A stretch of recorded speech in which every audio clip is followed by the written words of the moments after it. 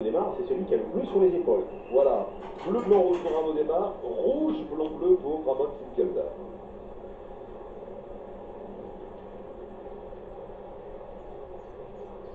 Arnaud Démarre qui va donc jouer sa carte, tenter sa chance sur cette montée de l'observatoire, l'arrivée à Meudon. Mais les punchers sont présents également. Est-ce qu'on a vu Julien Alaphilippe aux avant-postes alors qu'il reste moins de 5 km maintenant? Pour l'instant, on n'aperçoit pas Julien. Il n'est pas loin, il n'est pas loin. Peut-on retirer avec cette enfilade de virage? Voilà, on longe la Seine, on va tourner sur la droite pour aller chercher donc la localité de Meudon. Là, ça roule très vite, avec un peloton attiré comme ça, à la moindre cassure, ça peut piéger quelques coureurs. Toujours sous l'impulsion d'Yele Wallace. Dans la formation d'Auto-Soudal. Tim Wellens, un motivé, il aime la pluie, il aime ce genre d'arrivée, il est en grande condition. Eh bien pourquoi pas. Yele Wallace, l'ancien vainqueur de Paris-Tours notamment. Allez, il est là, Julien Alaphilippe. On voit Viviani Viviani également. avec ses chaussures jaunes, là, il est concentré, lui aussi veut essayer de passer. Va tenter l'Italien. Et Alaphilippe revient.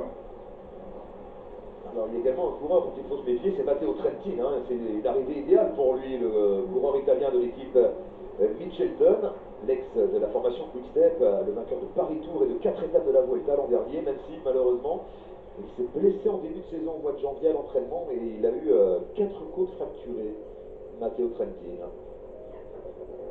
Et sur le papier et sur sa forme de la deuxième partie de saison l'an dernier, un garçon capable de lever les bras aujourd'hui. On se relève, hein. Pas mal de coureurs. Le boulot terminé. Allez, l'île Saint-Germain.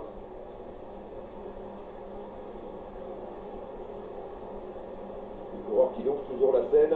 Et on va aller retrouver une dernière fois Thierry Adam, peut-être avec les hommes qui se laissent décrocher à l'arrière de ce peloton, Thierry.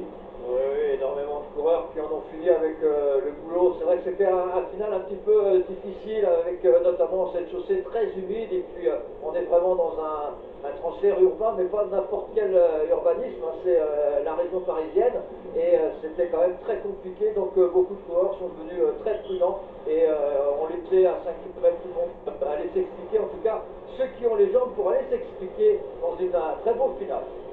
On y est presque dans ce final, on est à 1 km du pied de la côte de Meudon. Et là d'un coup, moi je vois plus Julien Alaphilippe, on a bien vu Elia Viviani, avec un coéquipier à ses côtés, Viviani calé dans la roue d'Arnaud. Ah, avec une chute là qui vient de se produire à l'instant, c'est tombé en 23e position. Oui, Renaud Serrada pour l'équipe Cofidis, le coureur espagnol qui est tombé. Ah, on le redoutait, c'est un coureur de l'équipe Sunweb, hein, semble-t-il, qui est tombé. Aïe aïe aïe, on était dans les 3 derniers kilomètres, hein. C'est important de le signaler. L'avantage quand c'est mouillé comme ça, c'est que quelquefois c'est assez superficiel les blessures, c'est même très souvent le cas. Ça glisse. Thierry, est-ce que vous êtes avec les coureurs qui ont été jetés à terre? On va arriver à hauteur de cette chute qui a envoyé 1, 2, 3, 4 coureurs à terre. Notamment 2 coureurs de l'équipe Sunweb qui sont tombés. Alors, ça a l'air de vouloir repartir pour tout le monde. il faudra voir s'il n'y a pas des leaders concernés par le classement général. Bah, déjà. Oui, parce que là, aujourd'hui, la règle des 3 km, elle ne s'applique pas. Et oui, parce que c'est une arrivée en bosse. Exactement, c'est vrai, même si la chute intervient avant le début de l'ascension. Allez, moins de 2 km maintenant, ça y est, on entame la côte de Meudon avec Ramon Finkelda aux avant-postes pour la formation Groupama FDJ. Julien est bien. Julien Alaphilippe, Tony Galopin, Christophe Laporte. Arnaud Démarre vigilant également. Cyril Gauthier pour l'équipe AG2R La Mondiale. Tony dans sa roue. C'est ça. Ouais, c'est sorti. Et c'est parti. Villarmo. Et c'est Alexis Villarmo, effectivement. Ah, on se souvient de sa victoire à Mur de Bretagne sur le Tour de France 2015 avec une arrivée similaire. 2 km d'ascension et il est bien sorti le Jurassien. Alexis Villarmo qui prend les devants. On parlait de sa position de lieutenant de luxe de Tony Galopin sur ce Paris-Nice. Et aujourd'hui, la carte blanche. Oui, mais c'est le bon moment, parce que si on escamote cette difficulté, derrière les sprinteurs, il va falloir compter sur eux. Alexis Villarmo, qui en remet une couche là et qui est en train de prendre ses distances par rapport au peloton. C'est long encore. 1 km encore pour Alexis Villarmo, faut pas lui laisser trop de champ tout de même. Il avait fait le coup à Mur de Bretagne en 2015 lorsqu'il avait sorti de sa roue à la pédale un certain Chris Froome. Et il avait sorti tous les punchers également de sa roue. Et la FDJ, Groupama FDJ derrière qui régule le tempo en fonction de son sprinter. On évite de le mettre dans le rouge ici. Ouais, c'est ça, on ne peut pas monter trop vite non plus. On va retrouver Thierry avec des nouvelles des leaders qui sont tombés, semble-t-il, Thierry. Oui, deux leaders qui sont tombés. Un, c'est Ilnour Zakharine, et puis je viens de dépasser Jacob Fulsang pour l'équipe Astana oui. à l'instant même. C'est important, merci beaucoup Thierry pour cette précision. Effectivement, Zakharine et Fulsang victimes de cette chute alors qu'Alexis Villarmot est en train de placer une nouvelle accélération dans cette côte de Meudon, le dernier kilomètre pour le courant de Saint-Claude. Et il est bien sorti Alexis Villarmot, il est très bien sorti Alexis Villarmot.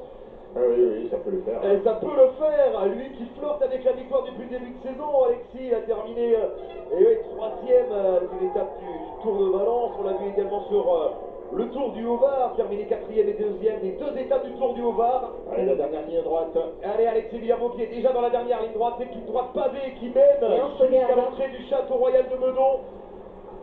5% en pavé.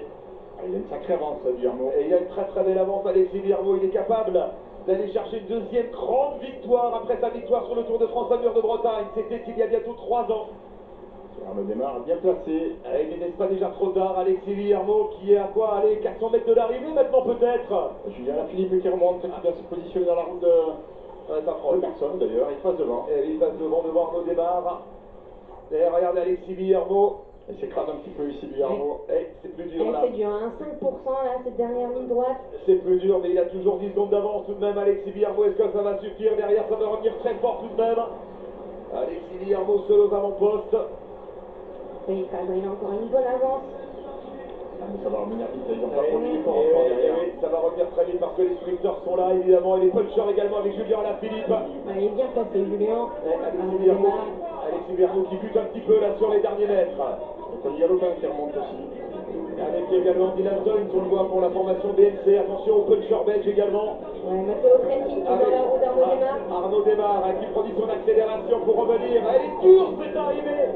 Arnaud Démarre, Alexis Villarmot qui va être repris malheureusement à quelques dizaines de mètres de l'arrivée. Allez avec Arnaud Démarre. Arnaud Démarre qui va déboîter maintenant. Christophe Laporte est là également. Julien Alaphilippe qui se relève. Arnaud Démarre le plus costaud semble-t-il. Arnaud Démarre avec Christophe Laporte. Arnaud Démarre qui s'impose. Oui. Arnaud Démarre. Laporte. Oh Laporte. Faut exagérer. Christophe Laporte, Arnaud Démarre sur la